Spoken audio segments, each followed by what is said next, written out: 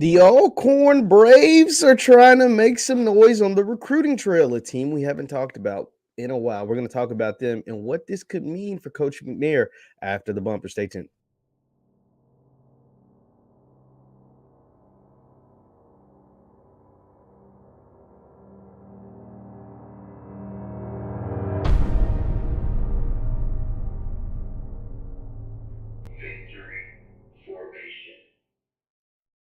What is up, everybody? What is up, everybody? My name is JeffLightsyJr. here at the Black Boss channel on Victory Formation. Thank you guys for tuning in. Be sure to hit the thumbs up button, like, share, subscribe, and notification bell because we upload every single day. Now, a four-star prospect out of Lake Charles, Louisiana, dropped his top 12. Now, it's a top 12, and it's very early, and 12 is a lot of schools.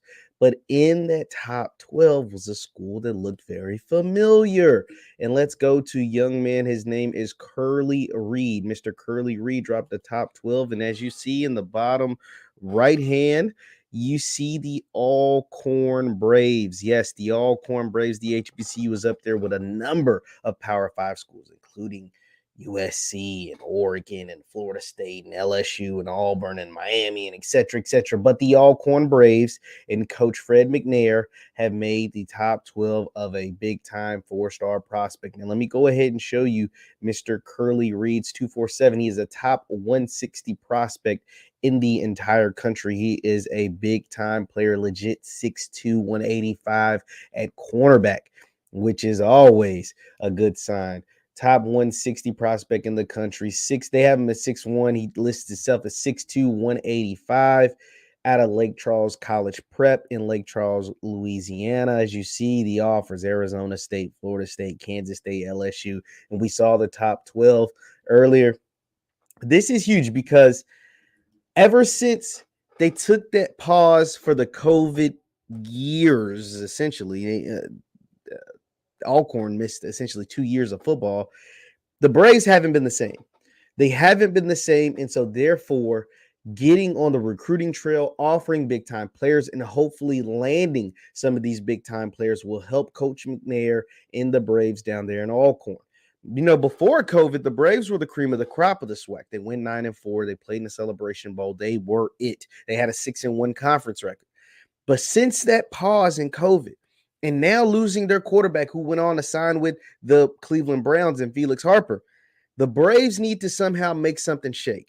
Going 6-5 wasn't terrible last year with their first, season back after post all the COVID mess. And they were the only SWAC school to not play neither. Obviously, nobody played in the fall, but they didn't even participate in the spring football with the 4 or 5 games that different SWAC schools played. But getting that 6-5 year and getting their first taste of football in essentially 2 years was big. Now trying to build on that momentum, Coach McNair, and a lot of people has slept on the Braves. A lot of people have, so because after losing Felix Harper, the additions of Hugh Jackson, the recruiting crazy phenomenon that Coach Prime is doing at Jackson State, FAMU's bringing back a squad that is loaded. So a lot of people have had the Braves under the radar. They've had Alcorn under the radar and aren't talking about them a lot, and that's understandable. But this is a way to get your name back in the news cycle, to hit the recruiting trail hard, to invade the state of Louisiana, the Southern Territory, the Grambling Territory, to try to invade the state of Louisiana and grab a top 160 prospect potentially. Now, it's a long shot. It's not. This is not a walk in the park. This is not a clear-cut thing that they're going to be able to land Mr. Curley Reed, because as you see, his services is wanted by a number of Power 5 schools. But the simple fact that the Braves are in on this young man, the simple fact that they've extended the offer, they've made the top 12, they continue to build on that relationship, this may be someone that can help flip and turn things around, at least on the recruiting trail for Coach McNair. Now, obviously, this fall, they're going to have to make some noise on the actual field, something that they're very well capable of doing. They got to settle who's going to be the starting quarterback, and they got to do some positions that need some overturn, get some new faces in there and to try to make some noise, because like I said, the SWAC is going to be highly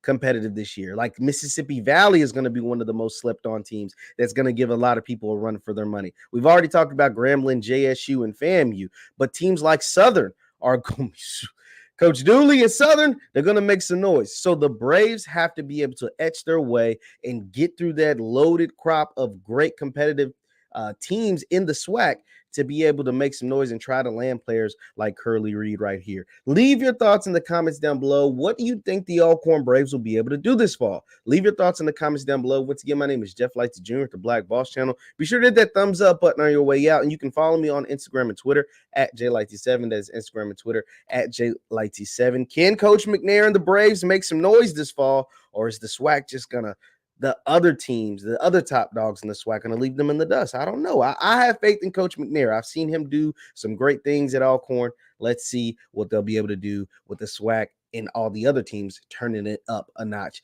this fall of 2022. Thank you guys for tuning in, and I will see you next time. Peace.